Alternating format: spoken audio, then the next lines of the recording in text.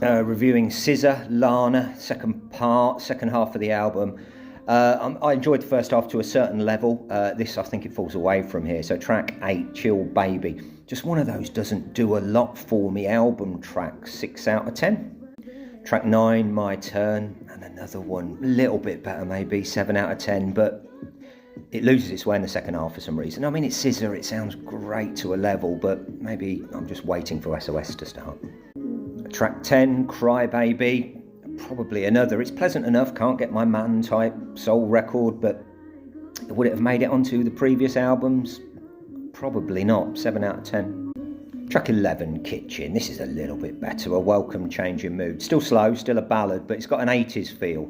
Maybe stepping away from the R&B. Yeah, I love R&B, don't get me wrong, but I like things changing and swapping, and that doesn't really do that the last 4 or 5 tracks. You know, nice to hear a more delicate, insecure side of it, and a lovely tune, 8 out of 10. Track 12, Get Behind Me, interlude.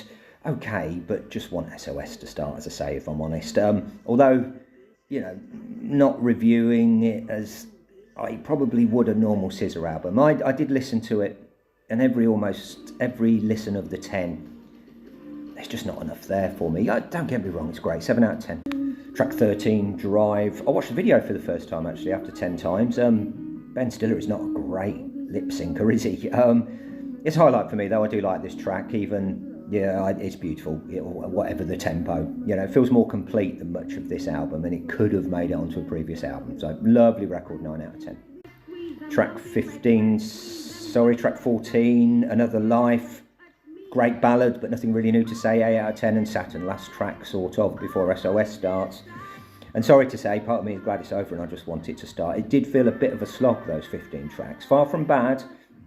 And the songs are there, but the feeling of progression of the artist just isn't there, which is probably why it's not a proper studio album. I'm sure the next one will be amazing. So overall, the album, as I say, I think when I first listened to it, I thought it's going to be another SZA album. I'm going to end up loving it, but it never quite took off after 10 listens.